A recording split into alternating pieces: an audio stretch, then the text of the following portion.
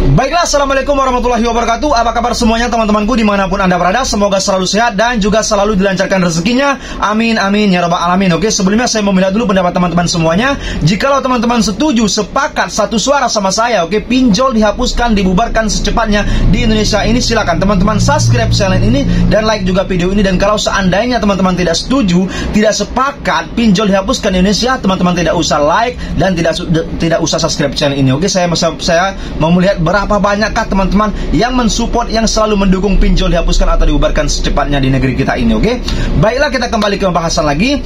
Hari kemarin saya melihat informasi terbaik, semoga saja pinjaman online ini secepatnya dibubarkan. Oke, Komisi 11 DPR ini sudah menyatakan ingin memanggil pihak OJK secepatnya perihal ingin menanyakan regulasi atau aturan yang diberikan OJK terhadap pinjaman online. Oke, kenapa? Karena sudah banyak sekali meresahkan masyarakat Indonesia. Oke, tidak sedikit orang-orang sampai mengakhiri hidup gara-gara pinjaman online yang cara penagihannya sudah sangat di luar batas. Oke, contohnya saja kemarin di Kediri ataupun di Ciputat, habis itu di Sulawesi, di Medan, berita kemarin itu orang sampai mengakhiri hidup gara-gara DC pinjaman online yang selalu mengintimidasi, yang selalu meneror setiap hari, setiap saat. Mereka tidak ada henti-hentinya. Oke, membuat orang terganggu, membuat orang gila, membuat orang stres, para nasabah-nasabah di Indonesia ini. Oke, semoga saja bapak-bapak yang terhormat DPR RI Komisi 11, oke, dengan serius menanyakan regulasi terbaru di OJK itu, apa fungsi dari OJK ini terhadap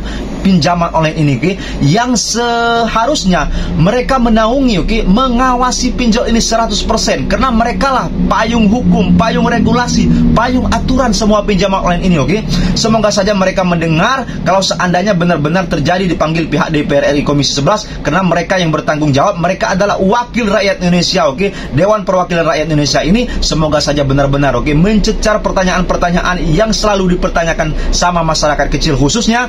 Semoga saja pihak OJK bisa, oke, memenuhi aturan yang bisa mengedepankan unsur-unsur yang bisa diterapkan oleh masyarakat bawah, karena masyarakat inilah yang paling dirugikan dengan adanya DC pinjol. Bila perlu regulasi terbaru, para DC pinjol itu tidak boleh disuruh untuk turun ke lapangan. Oke, pinjaman online tidak diperbolehkan lagi menurunkan DC lapangannya, karena inilah yang membuat orang-orang stres. Inilah akarnya, oke, DC pinjol inilah akarnya, oke, yang membuat orang bisa gila, orang bisa mengakhiri hidup gara-gara DC pinjol. Oke, saya yakin teman-teman semuanya mungkin sudah banyak sekali pengalaman yang ditagih sama DC pinjol. Apa rasanya? Oke, rasanya sudah pasti tidak enak badan, sudah pikiran kita sudah macam-macam, bahwa mereka akan mempermalukan kita kalau seandainya sampai di rumah, bahkan ada yang sampai keluar perusahaan, bahkan orang-orang yang bekerja bisa tidak bekerja lagi karena malu, diteror sama DC pinjol ini yang ingin mendatangi tempat bekerja, yang ingin mendatangkan tempat di rumah, domisili, atau yang bahkan sampai banyak yang ingin menyebarkan data di media sosial. Jadi ini sangat merugikan kita semua. Oke,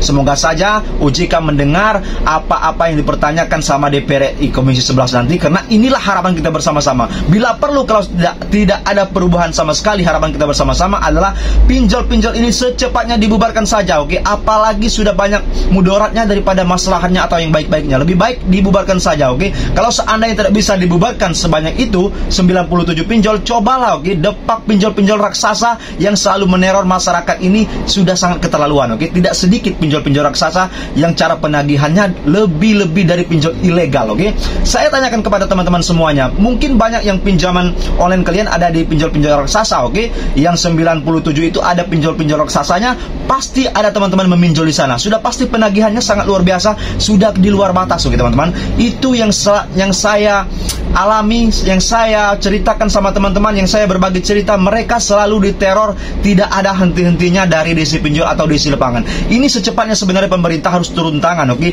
awasi para OJK itu benar atau tidaknya bekerja untuk masyarakat banyak, karena korbannya sudah banyak sekali. Oke, tidak satu dua orang, sudah puluhan bahkan ratusan orang. Oke, kalau seandainya ini tidak bisa ditertibkan, saya meyakinkan 2025 ini sudah semakin banyak orang menjadi korban, akan menjadi banyak orang yang menjadi korban pinjaman online ini, oke? Bahkan orang bisa menjual aset, habis itu orang bisa mengakhiri hidup gara-gara apa? Cuman gara-gara hutang cuman 500.000, 1 juta, ataupun bahkan paling besar itu 5 juta, oke? Utang orang di pinjaman online itu tidak sebanyak hutang-hutang orang di bank yang bahkan bisa miliaran rupiah, tetapi mereka santai saja karena mereka tahu, oke?